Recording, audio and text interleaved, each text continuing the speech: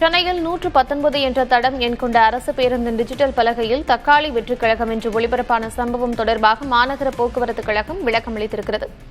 அதில் சில நாட்களுக்கு முன்பு மர்ம நபர்கள் சிலர் வாசகத்தை மாற்றியதாகவும் தகவல் அறிந்தவுடன் உடனடியாக சரி செய்யப்பட்டதாகவும் தெரிவிக்கப்பட்டுள்ளது.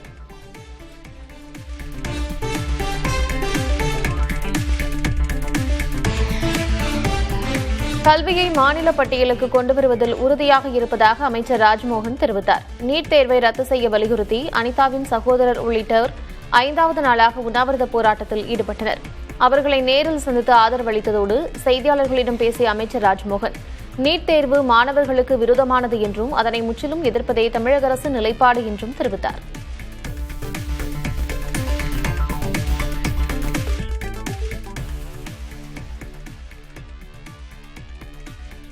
இந்தியாவின் முக்கிய நகரங்களில் நாள்தோறும் உற்பத்தியாகும் கழிவுநீரை விட சுத்திகரிப்பு செய்யப்படும் அளவு மிக குறைவாக இருப்பதாக நாடாளுமன்ற நிலைக்குழு அதிர்ச்சி தகவலை வெளியிட்டிருக்கிறது. நாளொன்றுக்கு சுமார் 2000 கோடி லிட்டர் கழிவுநீர் சுத்திகரிக்கப்படாமல் நேரடியாக நிலத்திலும் நீர்நிலைகளிலும் கலப்பதாக தெரிவிக்கப்பட்டுள்ளது. இந்த நிலையில் வரும் 2030ற்குள் நாள்தோறும் 1000 கோடி லிட்டர் கழிவுநீரை மறுசுழற்சி செய்து நகர்ப்புற நீர் தேவையில் 20 விழுக்காட்டை பூர்த்தி செய்ய அரசு இலக்கு நிர்ணயித்துள்ளது.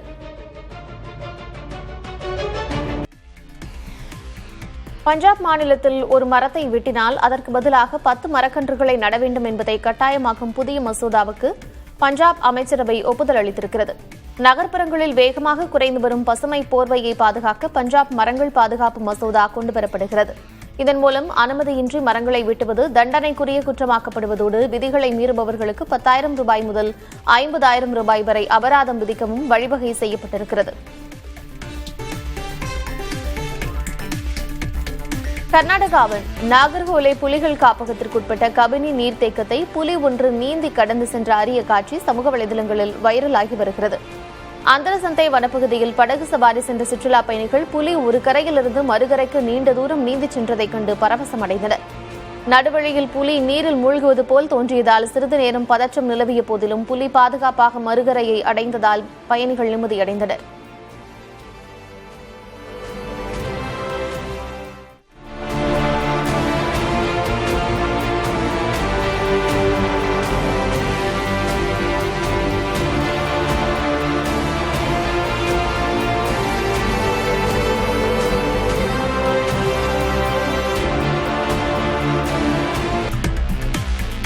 டெல்லியில் காலை முதல் வெளுத்து வாங்கிய கனமழை காரணமாக முக்கிய இடங்களில் வெள்ளம் தேங்கியது. சைனிக் ஃபார்ம்ஸ், கீதா காலனி, ரோஹ்தக் சாலை மற்றும் டாக்டர் APJ அப்துல் கலாம் சாலை உள்ளிட்ட பகுதிகளில் சாலையில் மழைநீர் தேங்கி நின்றதால் போக்குவரத்து பாதிக்கப்பட்டது. இதனால் பணிக்கு செல்வோர் சிரமத்திற்கு ஆளான நிலையில் மழை தொடரும் என்று வானிலை மையம் எச்சரித்துள்ளது.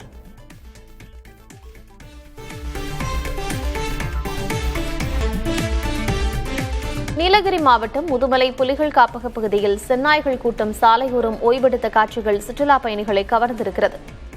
செந்நாய்கள் தென்படுவது அரிதான நிலையில் சுற்றுலா பயணிகள் இந்த காட்சியை தங்கள் கைபேசியில் வீடியோ எடுத்து ரசித்தனர்.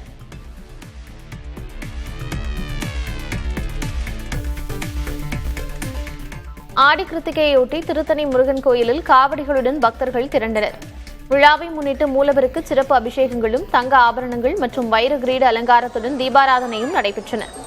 அண்டை மாவட்டங்கள் மற்றும் பிற மாநிலங்களிலிருந்து பல்லாயிரக்கணக்கான பக்தர்கள் குவிந்து சரவண பொய்கை திருக்குளத்தில் நீராடிவிட்டு சுமார் 3 மணி நேரம் காத்திருந்து முருகப்பெருமானை வழிபட்டனர். பக்தர்களின் வருகையொட்டி 1500 காவலர்கள் பாதுகாப்பு பணியில் ஈடுபட்டுள்ளனர்.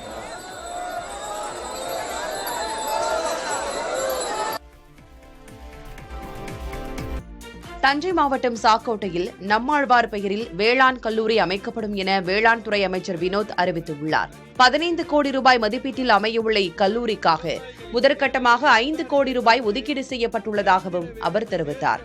அதேபோல் கோவையில் உள்ள வேளாண் பல்கலைக்கழகத்தில் 2 கோடியே 62 லட்சம் ரூபாய் மதிப்பீட்டில் உணவு பதப்படுத்தும் தொழில்நுட்ப மையம் நிறுவப்படும் எனவும் அமைச்சர் வினோத் அறிவித்தார். மேலும் கோவை வேளாண் பல்கலைக்கழகத்தின் மாணவர் மாணவி விடுதிகள் 10 கோடி ரூபாய் மதிப்பீட்டில் மேம்படுத்தப்படும் என்றும் 3 கோடி ரூபாய் மதிப்பீட்டில் 6 புதிய பேருந்துகள் வாங்கப்படும் எனவும் அமைச்சர் வினோத் தனது பட்ஜெட் உரையில் அறிவித்தார். தமிழ்நாட்டில் மண்வள பாதுகாப்பு, இயற்கை விவசாயத்தை மேம்படுத்த வேளாண் பட்ஜெட்டில் புதிய திட்டங்கள் அறிவிக்கப்பட்டுள்ளன. அதன்படி 122 கோடி ரூபாய் மதிப்பீட்டில் தொடங்கப்படும் மண்வள பாதுகாப்பு இயக்கம் 5 ஆண்டுகளில் 600 கோடி ரூபாயாக விரிவுபடுத்தப்படும் என அமைச்சர் வினோத் தெரிவித்துள்ளார். மேலும் 1 லட்சம் விவசாயிகளுக்கு மண்வள அட்டைகளும், உயிர்ம உரம் பயன்படுத்தும் விவசாயிகளுக்கு 4000 ரூபாய் சிறப்பு ஊக்கத்தொகையும் வழங்கப்படும் என்று அவர் அறிவித்துள்ளார். அதேபோல் நஞ்சில்லா உணவு உற்பத்தி திட்டத்திற்காக 9 கோடி ரூபாய் ஒதுக்கீடு செய்யப்பட்டுள்ளதாகவும் பட்ஜெட்டில் அறிவிக்கப்பட்டுள்ளது. வேளாண் பட்ஜெட் தாக்கலின் போது விவசாயிகளுக்கான புதிய விருதுகள் தொடர்பான அறிவிப்பு வெளியிடப்பட்டது. அதன்படி ஆண்டுதோறும் 5 விவசாயிகளுக்கு சிறந்த உயிர்ம விவசாயிக்கான நம்மாழ்வார் விருது அளிக்கப்படும் என அறிவிக்கப்பட்டுள்ளது. இவர்களுக்கு விருதுடன் 11 லட்சம் ரூபாய் பரிசு தொகை வழங்கப்படும் என தெரிவிக்கப்பட்டுள்ளது. இதேபோல் மாநில அளவில் பயிர் விளைச்சல் போட்டிக்காக மக்கள் சேவகர் அஞ்சலை அம்மாள் விருது அறிவிக்கப்பட்டுள்ளது. இதற்கு கம்பு, கேழ்வரகு, துவரை, உளுந்து, பச்சை பயிறு மற்றும் நிலக்கடலை குறைந்தது 2 ஏக்கரில் சாகுபடி செய்ய வேண்டும். திணை, சாமை, குதிரைவாலி மற்றும் எள் குறைந்தது 1 ஏக்கரில் சாகுபடி செய்ய வேண்டும் என்பது விதியாக உள்ளது. இதில் முதல் பரிசாக 2,50,000 ரூபாயும், 2ஆம் பரிசாக 1,50,000 ரூபாயும், 3ஆம் பரிசாக 1 லட்சம் ரூபாயும் வழங்கப்படும் என தெரிவிக்கப்பட்டுள்ளது. இதேபோல் மாவட்ட அளவில் சிறந்த விவசாயிகளுக்கு வெற்றி விவசாயி என்ற விருது வழங்கப்படும் என அறிவிக்கப்பட்டுள்ளது. இதற்கு நெல், சோளம், கம்பு, மக்காச்சோளம், துவரை, உளுந்து, பச்சை பயறு, நிலக்கடலை மற்றும் பருத்தி குறைந்தது 2 ஏக்கர் சாகுபடி செய்ய வேண்டும் என்பது விதியாக உள்ளது. இதில் முதல் பரிசு பெறுவோருக்கு விருதுடன் 50,000 ரூபாய் பரிசு தொகையும், 2ஆம் பரிசு பெறுவோருக்கு 25,000 ரூபாய் பரிசு தொகையும் வழங்கப்படும் என அறிவிக்கப்பட்டுள்ளது. வேளாண் பட்ஜெட் தாக்கலின் போது கால்நடை வளர்ப்பு மற்றும் பால் பண்ணை மேம்பாடு தொடர்பாக முக்கிய அறிவிப்புகள் வெளியிடப்பட்டன. பால் உற்பத்தியை பெருக்க கிராமப்புறங்களில் சிறு பால் பண்ணைகள் அமைக்கப்படும் என தெரிவிக்கப்பட்டுள்ளது. இதற்காக 4 கோடியே 19 லட்சம் ரூபாய் நிதி ஒதுக்கீடு செய்யப்படுவதாக அறிவிக்கப்பட்டுள்ளது. கால்நடைகளுக்கான தீவன உற்பத்தி, நோய் தடுப்பு மற்றும் தொடர் பராமரிப்பு நடவடிக்கைகளுக்கு முக்கியத்துவம் அளிக்கப்படும் என தெரிவிக்கப்பட்டுள்ளது. தமிழ்நாட்டின் கடலோர மாவட்டங்களில் தோட்டக்கலை பயிர் சாகுபடியை ஊக்குவிக்க நீல பசுமை தோட்டக்கலை பூங்காக்கள் அமைக்கப்படும் என அறிவிக்கப்பட்டுள்ளது. இதற்காக நன்னீர் சேமிப்பு கிணறுகள் அமைக்க ஒரு கிணற்றுக்கு அதிகபட்சமாக 1,50,000 ரூபாய் மானியம் 10 விவசாயிகளுக்கு வழங்கப்பட உள்ளது. இந்த நீர் ஆதாரத்தை கொண்டு 10 ஹெக்டேர் பரப்பளவில் மிளகாய் மற்றும் கொத்தமல்லி பயிர்கள் சாகுபடி ஊக்குவிக்கப்படும் என்றும், இத்திட்டத்துக்காக 49,40,000 ரூபாய் ஒதுக்கீடு செய்யப்படும் எனவும் வேளாண் பட்ஜெட்டில் அறிவிக்கப்பட்டுள்ளது. வேளாண் பணிகளுக்காக பெண்களுக்கு ட்ரோன் பயிற்சி அளிக்க வெற்றி வான்மகள் திட்டம் அறிவிக்கப்பட்டுள்ளது. 100 மகளிர் உட்பட 500 பேருக்கு மாநில அரசு செலவில் ட்ரோன் இயக்க பயிற்சி வழங்கி உரிமம் வழங்கப்படும் என்றும், பயிற்சி பெற்ற 50 மகளிருக்கு ட்ரோன்கள் வாங்க 50 விழுக்காடு மானியத்தில் 2 கோடியே 50 லட்சம் ரூபாய் மாநில நிதியிலிருந்து வழங்கப்படும் என்றும் பட்ஜெட்டில் தெரிவிக்கப்பட்டுள்ளது. இதேபோன்று வீட்டு தோட்டங்கள் மூலம் பழங்கள், காய்கறிகள் உற்பத்தி செய்யப்படுவதை ஊக்குவிக்கும் வகையில் வெற்றி இல்லத்தரசி வீட்டு தோட்டம் என்ற திட்டம் அறிவிக்கப்பட்டுள்ளது. இந்த திட்டத்துக்காக நடப்பாண்டில் 10 கோடி ரூபாய் ஒதுக்கப்பட்டுள்ளது. மாடித் தோட்டம் அமைக்க இடுபொருள் தொகுப்புகள், காய்கறி விதை தொகுப்புகள், பழச்செடி தொகுப்புகள், நிழல் வகை குடில்கள் வழங்கப்படும் என்றும் அறிவிக்கப்பட்டுள்ளது. வேளாண்மை நடைபெறும் நிலம் 100 விழுக்காடு பயிர் காப்பீட்டில் கொண்டுவரப்படும் என வேளாண் பட்ஜெட்டில் அறிவிக்கப்பட்டுள்ளது. பிரதமர் பயிர் காப்பீட்டு திட்டத்தை செயல்படுத்த 648 கோடியே 55 லட்சம் ரூபாய் மாநில நிதியிலிருந்து ஒதுக்கீடு செய்யப்பட்டுள்ளது. இதனால் 15 லட்சம் விவசாயிகள் பயனடைவதுடன் 36 லட்சம் ஏக்கர் சாகுபடி பரப்பு காப்பீடு செய்யப்படும் என தெரிவிக்கப்பட்டுள்ளது. மேலும் இயற்கை சீற்றங்களால் ஏற்படும் வருவாய் இழப்பினை ஈடு செய்ய பயிர் காப்பீட்டு இழப்பீட்டு தொகையும், இயற்கை பேரிடர் காலங்களில் பாதிக்கப்பட்ட விவசாயிகளுக்கு பயிர் சேதங்களுக்குரிய நிவாரணமும் அரசால் தொடர்ந்து வழங்கப்படும் என்றும் உறுதியளிக்கப்பட்டுள்ளது. விவசாயிகளுக்கு வழங்கப்படும் இலவச மும்முனை மின்சார சேவையானது தொடர்ந்து வழங்கப்படும் என்றும், நடப்பு நிதியாண்டில் இலவச மின் இணைப்புகளுக்கான கட்டண தொகையாக தமிழ்நாடு மின் பகிர்மான கழகத்துக்கு 7,432 கோடியே 58 லட்சம் ரூபாய் வழங்கப்படும் என்றும் வேளாண் பட்ஜெட்டில் அறிவிக்கப்பட்டுள்ளது. தாவேக அரசின் வேளாண் பட்ஜெட்டில் புதிதாக ஒன்றுமில்லை என்றும் பயிர்க்கடனை முழுமையாக தள்ளுபடி செய்வதாக கூறி விவசாயிகளை ஏமாற்றிவிட்டதாகவும் உதயநிதி ஸ்டாலின் விமர்சித்துள்ளார். சென்னை தலைமைச் செயலகத்தில் செய்தியாளர்களை சந்தித்த அவர் வேளாண் பட்ஜெட் தாக்கலின் போது அமைச்சர் வினோத் அவை மரபை மீறியதாகவும் குற்றம் சாட்டினார். நேற்றைக்கு மாதிரி தான் இன்னைக்கும் திராவிட முன்னேற்ற கழக அரசுடைய எங்களுடைய அரசின் போது என்னென்ன திட்டங்கள் கொண்டு வந்தோமோ அந்த திட்டங்கள்லாம் பேரை மாற்றி அதுக்கு முன்பு ஒரு வார்த்தையை மட்டும் சேர்த்து அவங்களுடைய கட்சியுடைய பெயருடைய வார்த்தையை மட்டும் சேர்த்து புது திட்டம் போல சில திட்டங்களை அறிவிச்சிருக்கிறாங்க. எனவே இந்த பட்ஜெட்டில் உருப்படியாக எதுவுமே கிடையாது. குறிப்பாக தேர்தல் வாக்குறுதியின் போது இருக்கக்கூடிய முதலமைச்சர் சொன்ன முக்கியமான ஒரு வாக்குறுதி 5 ஏக்கர் வரைக்கும் நிலம் வச்சிருக்கக்கூடிய எல்லாருக்கும் முழு பயிர் கடன் தள்ளுபடி. ஆனா இன்னைக்கு விவசாயிகள் நீங்க தேர்தல் வாக்குறுதியில் சொன்ன மாதிரி முழு கடன் தள்ளுபடி வேணும் அப்படின்னு கேட்டுட்டு இருக்கிறாங்க. அதற்கு எந்த விதமான பதிலையும் வழக்கம் போல இந்த முதலமைச்சர் வாய் திறக்கிறது இல்லை. வேளாண் பட்ஜெட் விவசாயிகளுக்கு மிகப்பெரிய ஏமாற்றத்தை தந்துள்ளதாக அதிமுக பொதுச் செயலர் எடப்பாடி கே பழனிசாமி விமர்சித்துள்ளார். சட்டமன்ற வளாகத்தில் செய்தியாளர்களிடம் பேசிய அவர் முந்தைய ஆட்சியைப் போல வேளாண் பட்ஜெட் என்ற பெயரில் நாடகத்தை தாவேக அரசு அரங்கேற்றியுள்ளதாக சாடியுள்ளார். விவசாயிகளை ஏமாற்றுகின்ற விதமாக வேளாண் பட்ஜெட் என்று அறிவிக்கப்பட்டு சுமார் 2.5 மணி நேரம் அந்த வேளாண் பட்ஜெட்டை வாசித்தார். ஆனால் அதில் ஒரு முக்கியமான திட்டம் ஒன்றும் இடம்பெறவில்லை. இனிக்க விவசாயிகளை ஏமாற்றுகின்ற விதமாக, விவசாய தொழிலாளிகளை ஏமாற்றுவதமாக தேர்தல் நேரத்தில் அறிவிப்பை கொடுத்துவிட்டு இந்த வேளாண் பட்ஜெட்டில் இந்த அறிவிப்பெல்லாம் எதுவுமே இடம்பெறல. ஒன்று கூட அவர்கள் அறிவிக்கல. இது விவசாயிகளை ஏமாற்றுகின்ற பட்ஜெட். இவர்களும் கடந்த கால ஆட்சி போல வேளாண் பட்ஜெட் என்ற ஒரு நாடகத்தை இன்றைய தினம் அரங்கேற்றிருக்கின்றார். 20 துறைகளை ஒன்றாக இணைச்சு வேளாண் பட்ஜெட் இருக்காங்க. அப்புறம் எதுக்கு அந்த 20 துறைக்கு மந்திரி தேவை? அந்த 20 துறைக்கு ஏன் மானிய கோரிக்கை நடைபெறணும்? தேவையே இல்லையே. ஆக இதையெல்லாம் விவசாயிகளை ஏமாற்றுவதற்காக கடந்த கால அரசு நாடகம் போட்டது. இந்த அரசும் ஒரு நாடகத்தை போட்டு விவசாயிகளுக்கு மிகப்பெரிய ஏமாற்றத்தை தந்திருக்கிறது. தமிழ்நாடு இதுபோன்ற மோசமான பட்ஜெட்டை பார்த்ததில்லை என பாஜக மாநில தலைவர் நயினார் நாகேந்திரன் விமர்சித்துள்ளார். இதுகுறித்து சென்னை தீநகரில் புதிய தலைமுறையிடம் பேசிய அவர் கல்வி நிதி ஒதுக்கீடு குறைக்கப்பட்டது சரியல்ல என சாடியுள்ளார். இந்த பட்ஜெட்டை நிறைய பேர் ரொம்ப எதிர்பார்ப்போடு இருந்தாங்க. தேர்தல் அறிக்கையில் சொன்ன அனைத்தையும் அவர் செய்வார்கள் என்று எதிர்பார்த்தாங்க. பெண்களுக்கு 2500 மாதம் தருவான்னு சொன்னாங்க, தரல. மாணவர்களுக்கு 4000 ரூபாய் தருவாங்க அப்படின்னு சொன்னாங்க, வேலையில்லா பட்டதாரிகளுக்கு, அதுவும் தரல.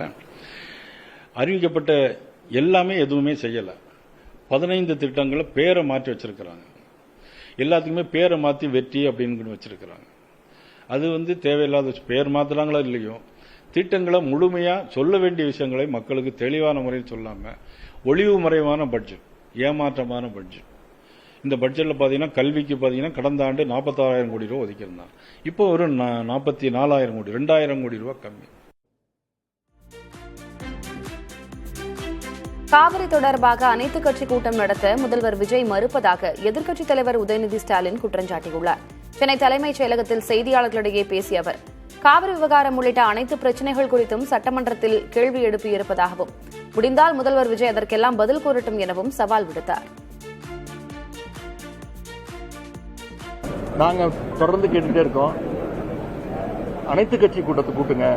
இந்த காவிரி விஷயத்துல, மேகதாது அணை விஷயத்துல அனைத்து கட்சி கூட்டத்தை கூட்டி தமிழ்நாடு இருக்கக்கூடிய அனைத்து கட்சிகளும் ஒரே கருத்துல இருக்கிறாங்க, ஒற்றுமையா இருக்கிறாங்கிறத காட்டுவோம் அப்படின்னு தொடர்ந்து முதலமைச்சருக்கும் இந்த அரசுக்கும் நம்ம திமுக சார்பாக கோரிக்கை வச்சுக்கிட்டே இருக்கிறோம்.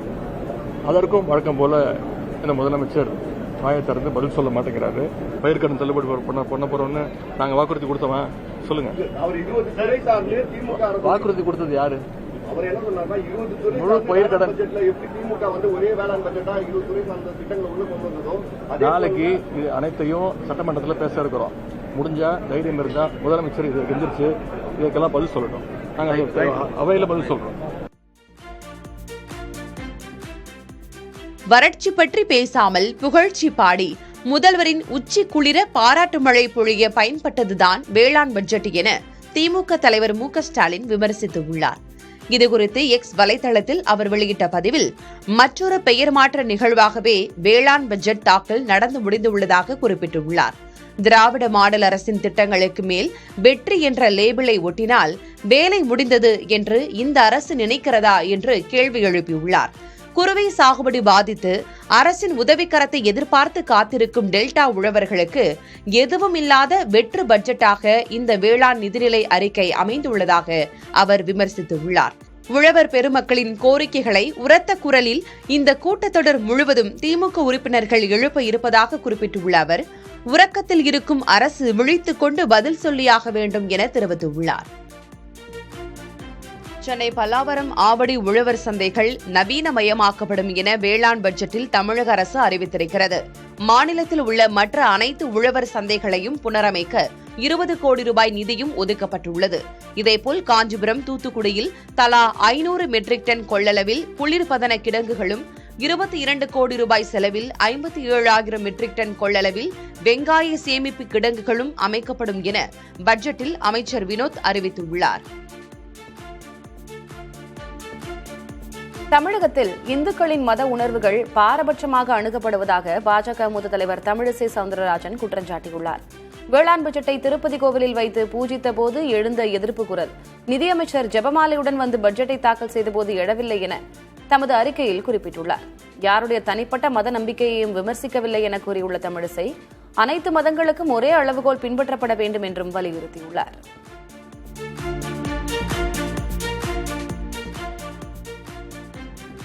சட்டமன்ற வளாகத்தில் அமைச்சர்கள் ஆனந்த், செங்கோட்டையன் ஆகியோரை அதிமுக அதிருப்தி எம்எல்ஏக்கள் சந்தித்தது பேசுபொருளாகியுள்ளது.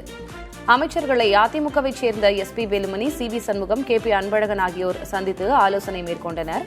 எடப்பாடி பழனிசாமி மீது அதிருப்தியில் உள்ள 3 பேரும் அமைச்சர்களை சந்தித்தது பேசுபொருளாகிய நிலையில் அத்திக்கடவு அவிநாசி திட்டத்தை நிறைவேற்ற கோரவே அமைச்சர்களை சந்தித்ததாக எஸ்பி வேலுமணி விளக்கம் அளித்துள்ளார்.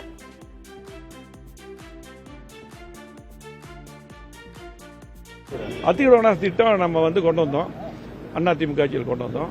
அத்திக்கடவு அவிநாசி திட்டம் 2 அதை கண்டிப்பா இப்ப இருக்கக்கூடிய தாவைக்கு அரசு நிறைவேற்ற வேண்டும் என்ற அந்த கோரிக்கையை முக்கியமாக வச்சோம். ஏன்னா கோயம் மாவட்டத்துக்கு விடுபட்ட குளங்களுக்கு, குறிப்பாக என்னுடைய தொண்டாமுத்தூர் தொகுதியும் அதில் சேர்த்து தேரப்பட்டு அதிமுக ஆட்சியில் அறிவிச்சோம். 5 வருஷமா திமுக கிடப்பில போட்டாங்க. அந்த திட்டத்தை மீண்டும் செய்யணும்னு சொல்லிட்டு தான் இப்ப நாங்க அதை வலியுறுத்தினோம். சப்போர்ட் பண்ணது திமுகவுக்கு சப்போர்ட் பண்ணக்கூடிய வாய்ப்பு அப்படி அவங்க போனங்காட்டி தான் நாங்க திமுக எதிர்ப்புல தலைவர் அம்மா இதில் நாங்க சப்போர்ட் பண்ணோம். அதிமுக எங்களுடைய கட்சி. எதுக்கு அந்த கேள்வி கேட்கறது தப்பு? நீங்க மதுரை மாநகரில் பாதாள சாக்கடை உள்ளிட்ட பிரச்சினைகளுக்கு நிரந்தர தீர்வு காண 6,150 கோடி ரூபாய் மதிப்பிலான மெகா திட்ட அறிக்கை தமிழக அரசிடம் சமர்ப்பிக்கப்பட்டுள்ளது. அதில் மழைநீர் வடிகால்களுக்கு 3,000 கோடி ரூபாயும், பாதாள சாக்கடை வசதிகளை நவீனமயமாக்க 3,100 கோடி ரூபாயும் ஒதுக்கப்பட்டுள்ளது. முதல் கட்டமாக மீனாட்சியம்மன் கோயில் வீதிகளில் மழைநீர் தேங்குவதை தடுக்க 23 கோடி ரூபாயிலும், வைகை கூட்டுக்குடிநீர் திட்டத்தை மேம்படுத்த 44 கோடி ரூபாயிலும் பணிகள் தொடங்கப்பட உள்ளன.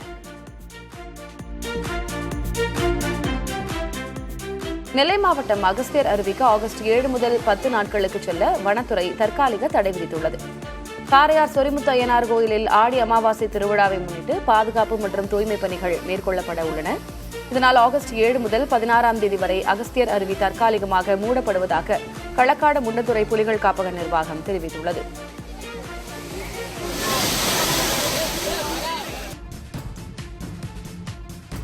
தெஹல்கா பத்திரிகையின் முன்னாள் ஆசிரியரும் எழுத்தாளருமான தருண் தேஜ்பால் பாலியல் வன்கொடுமை வழக்கில் குற்றவாளி என்று அறிவித்துள்ள மும்பை உயர்நீதிமன்றத்தின் கோவா அமர்வு 10 ஆண்டு சிறை தண்டனையும் விதித்திருக்கிறது. 2013ஆம் ஆண்டு ஒரு பெண் பத்திரிகையாளர் அளித்த புகாரில் விசாரணை நீதிமன்றம் அளித்த விடுதலை தீர்ப்பை ரத்து செய்து உயர்நீதிமன்றம் இந்த அதிரடி உத்தரவை வெளியிட்டிருக்கிறது. பாதிக்கப்பட்ட பெண் குறித்து விசாரணை நீதிமன்றம் முன்வைத்த கருத்துக்கள் ஏற்றுக்கொள்ள முடியாதவை என்று உயர்நீதிமன்றம் தெரிவித்திருக்கிறது. தீர்ப்பை எதிர்த்து உச்சநீதிமன்றத்தில் மேல்முறையீடு செய்யப்போவதாக தெரிவித்துள்ள தருண் தேஜ்பால் தன் மீதான புகார் அரசியல் உள்நோக்கம் கொண்டது எனவும் தெரிவித்துள்ளார். E20 பெட்ரோலை ஊக்குவிக்கும் திட்டத்தின் பின்னணியில் உள்ள அரசின் நோக்கம் நிச்சயம் சுற்றுச்சூழல் சார்ந்ததல்ல என்று காங்கிரஸ் பொதுச் செயலர் ஜெயராம் ரமேஷ் விமர்சித்துள்ளார். உண்மையான ஒரு பசுமை எரிபொருள் கொள்கை என்பது ஊக்குவிக்கப்படும் எரிபொருளால் ஏற்படும் ஒட்டுமொத்த சுற்றுச்சூழல் தாக்கத்தையும் கணக்கில் கொள்ள வேண்டும் என்று ஜெயராம் ரமேஷ் கூறியுள்ளார். E20 எத்தனால் திட்டம் அவசர கதியில் செயல்படுத்தப்படுவதாக கூறியுள்ள ஜெயராம் ரமேஷ், இதனால் நீர் ஆதாரங்கள் மற்றும் உணவு பாதுகாப்பில் ஏற்படும் தாக்கத்தையும் கணக்கில் கொள்ள வேண்டும் என்று தெரிவித்தார். பிற நாடுகள் பெருமளவில் விவசாய கழிவுகள் மூலமே எத்தனாலை உற்பத்தி செய்கின்றன என்றும், ஆனால் இந்தியாவில் எத்தனால் உற்பத்தி முக்கியமாக கரும்பு, அரிசி மற்றும் சோளத்தையே நம்பியுள்ளது என்றும் ஜெயராம் ரமேஷ் சுட்டிக்காட்டியுள்ளார். இந்திய சிறைகளில் கொள்ளளவை விட அதிகமான கைதிகள் அடைக்கப்பட்டுள்ளதாக மத்திய அரசு மாநிலங்களவையில் தெரிவித்திருக்கிறது. NCRB தரவுகளின்படி 2024ஆம் ஆண்டு நிலவரப்படி நாட்டில் உள்ள சிறைகளில் 112.7 விழுக்காடு அளவுக்கு கைதிகள் இருக்கிறார்கள். இதில் அதிகபட்சமாக டெல்லி சிறைகளில் 194.6 விழுக்காடு கைதிகள் அடைக்கப்பட்டுள்ளனர். நாடு முழுவதும் 3.7 லட்சத்திற்கும் அதிகமான விசாரணை கைதிகள் உள்ள நிலையில் சிறை நிர்வாகம் மாநில அரசின் அதிகாரத்திற்குட்பட்டது என்பதால் உள்கட்டமைப்பை மேம்படுத்த மாநிலங்களுக்கு மத்திய அரசு நிதி வழங்கி வருகிறது. கேரள அரசின் 100 நாள் திட்டத்தின் கீழ் அக்வாஃபிட் என்ற புதிய நீச்சல் பயிற்சி திட்டத்தை பொதுக்கல்வி அமைச்சர் என் சம்சுதீன் தொடங்கி வைத்துள்ளார். இத்திட்டத்தின் முதற்கட்டமாக மாநிலம் முழுவதிலும் உள்ள 14,000 பள்ளி மாணவர்களுக்கு பயிற்சி அளிக்கப்பட உள்ளது. ஒவ்வொரு மாவட்டத்திலும் தலா 1000 மாணவர்கள் தேர்ந்தெடுக்கப்பட்டு அருகிலுள்ள நீச்சல் குளங்களில் பயிற்சி வழங்கப்பட உள்ளது. நீரில் மூழ்கி நிகழும் விபத்துகளை தடுக்கவும், மாணவர்களின் உடற்பயிற்சி மற்றும் நீச்சல் திறனை ஊக்குவிக்கவும் இந்த திட்டம் செயல்படுத்தப்படுவதாக அமைச்சர் தெரிவித்திருக்கிறார். இந்தியாவில் தனியார் நிறுவனங்களும் அணு மின்சார உற்பத்தியில் ஈடுபட மத்திய அரசு அனுமதி வழங்கியதற்கு பல்வேறு தரப்பிலிருந்தும் எதிர்ப்புகள் கிளம்பி வருகின்றன. குறிப்பாக ஒடிஷாவில் 3000 மெகாவாட் திறன் கொண்ட அணுமின் உற்பத்தி நிலையத்தை அமைப்பதற்காக துணை முதல்வரை தனியார் நிறுவனம் சந்தித்து பேசியதற்கு அம்மாநில எதிர்க்கட்சியான பிஜு ஜனதா தளம் கடும் கண்டனம் தெரிவித்திருக்கிறது. தனியார் நிறுவனங்களில் லாபத்திற்காக பாஜக அரசு மக்களின் பாதுகாப்பை அடகு வைப்பதாக குற்றம் சாட்டிய கட்சியின் மூத்த தலைவர் லேகாஸ்ரீ, அணுமின் உற்பத்தி திட்டத்தை தனியார் வசம் ஒப்படைப்பது மக்களின் உயிரிற்கும் சுகாதாரத்திற்கும் பெரும் அச்சுறுத்தலாக அமையும் என்று எச்சரித்தார். கர்நாடகாவில் பேருந்தில் பயணித்த போது மாரடைப்பு ஏற்பட்டு பெண்மணியை காப்பாற்ற பேருந்தை உடனடியாக மருத்துவமனைக்கு திருப்பிய அரசு ஓட்டுநருக்கு பாராட்டுகள் குவிந்து வருகின்றன. துமக்கூரு அருகே அரசு பேருந்தில் பயணித்த காயத்ரி தேவி என்பவருக்கு கடுமையான மாரடைப்பு ஏற்பட்டது. இதை அறிந்த ஓட்டுநரும் நடத்துனரும் சற்றும் தாமதிக்காமல் பேருந்தை நேரடியாக மருத்துவமனைக்கு கொண்டு சென்று அவரை சேர்த்தனர். தீவிர சிகிச்சை அளித்தும் பலனின்றி அந்த பெண் உயிரிழந்த போதிலும் ஓட்டுநரின் சமயோஜிதமான செயலை அனைவரும் பாராட்டி வருகின்றனர். டெல்லியில் காலை முதல் வெளுத்து வாங்கிய கனமழை காரணமாக முக்கிய இடங்களில் வெள்ளம் தேங்கியது.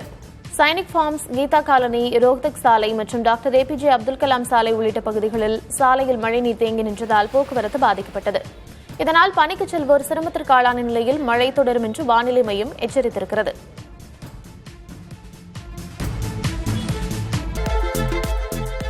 தமிழ்நாட்டில் மண்வள பாதுகாப்பு, இயற்கை விவசாயத்தை மேம்படுத்த வேளாண் பட்ஜெட்டில் புதிய திட்டங்கள் அறிவிக்கப்பட்டுள்ளன. அதன்படி 122 கோடி மதிப்பீட்டில் தொடங்கப்படும் மண்வள பாதுகாப்பு இயக்கம் 5 ஆண்டுகளில் 600 கோடி ரூபாயாக விரிவுபடுத்தப்படும் என்று அமைச்சர் வினோத் தெரிவித்துள்ளார். மேலும் 1 லட்சம் விவசாயிகளுக்கு மண்வள அட்டைகளும், உயிர்ம உரம் பயன்படுத்தும் விவசாயிகளுக்கு 4000 ரூபாய் சிறப்பு ஊக்கத்தொகையும் வழங்கப்படும் என்றும் அவர் தெரிவித்திருக்கிறார். வேளாண்மை நடைபெறும் நிலம் 100% பயிர் காப்பீட்டில் கொண்டுவரப்படும் என வேளாண் பட்ஜெட்டில் அறிவிக்கப்பட்டுள்ளது. பிரதமர் பயிர் காப்பீட்டு திட்டத்தை செயல்படுத்த 648 கோடியே 55 லட்சம் ரூபாய் மாநில நிதியிலிருந்து ஒதுக்கீடு செய்யப்பட்டுள்ளது. இதனால் 15 லட்சம் விவசாயிகள் பயனடைவதுடன் 36 லட்சம் ஏக்கர் சாகுபடி பரப்பு காப்பீடு செய்யப்படும் என தெரிவிக்கப்பட்டுள்ளது. சென்னை பல்லாவரம், ஆவடி உழவர் சந்தைகள் நவீனமயமாக்கப்படும் என வேளாண் பட்ஜெட்டில் தமிழக அரசு அறிவித்திருக்கிறது. மாநிலத்தில் உள்ள மற்ற அனைத்து உழவர் சந்தைகளையும் புனரமைக்க 20 கோடி ரூபாய் நிதியும் ஒதுக்கப்பட்டுள்ளது. இதேபோல் காஞ்சிபுரம், தூத்துக்குடியில் தலா 500 மெட்ரிக் டன் கொள்ளளவில் குளிர்பதன கிடங்குகளும், 22 கோடி ரூபாய் செலவில் 57,000 மெட்ரிக் டன் கொள்ளளவில் வெங்காய சேமிப்பு கிடங்குகளும் அமைக்கப்படும் என பட்ஜெட்டில் அமைச்சர் வினோத் அறிவித்துள்ளார். நிதி ஆதாரத்தை கருத்தில் கொண்டு மகளிர் உரிமை தொகை 2500 உயர்த்தப்படுவது குறித்து முடிவெடுக்கப்படும் என்று அமைச்சர் நிர்மல்குமார் தெரிவித்துள்ளார். சென்னை தலைமைச் செயலகத்தில் செய்தியாளர்களை சந்தித்த அவரிடம் மகளிருக்கு எப்போது 2500 ரூபாய் வழங்கப்படும் என்ற கேள்விக்கு அவர் இவ்வாறு பதிலளித்தார். நடப்பாண்டில் பிரதமர் மோடி இதுவரை மேற்கொண்ட வெளிநாட்டு பயணங்கள் மற்றும் அதற்கான செலவினங்கள் குறித்த விவரங்கள் நாடாளுமன்ற தரவுகள் வாயிலாக வெளியாகியிருக்கிறது. அதன்படி மலேசியா, இஸ்ரேல், ஐரோப்பிய நாடுகள், சீஷெல்ஸ், இந்தோனேஷியா, ஆஸ்திரேலியா உள்ளிட்ட நாடுகளுக்கு பிரதமர் மேற்கொண்ட பயணங்களுக்கு மொத்தமாக 74 கோடி ரூபாய் செலவிடப்பட்டிருக்கிறது. அதிகபட்சமாக நார்வே பயணத்தின் போது மட்டும் 17 கோடி ரூபாய் செலவாகியிருக்கிறது. பிற்படுத்தப்பட்டவர்களுக்கு சட்டமன்றங்களில் 50 விழுக்காடு இடஒதுக்கீடு கோரி நாடெங்கும் போராட்டம் நடத்த தெலங்கானா ரக்ஷண சேனா கட்சி திட்டமிட்டிருக்கிறது. இதற்காக நாடெங்கும் உள்ள பிற்படுத்தப்பட்ட சமூகத்தினரை திரட்டி போராட்டம் நடத்தப்போவதாக ஹைதராபாத்தில் நடந்த சமூக நீதி மாநாட்டில் அக்கட்சி கூறியிருக்கிறது. பட்டியலின சமூகத்தவர் நலனுக்காக ஒதுக்கப்படும் ஒவ்வொரு ரூபாயும் அவர்களது பலன் அளிப்பது உறுதி செய்யப்பட வேண்டும் என்று அக்கட்சியின் கூட்டத்தில் தீர்மானம் நிறைவேற்றப்பட்டிருக்கிறது.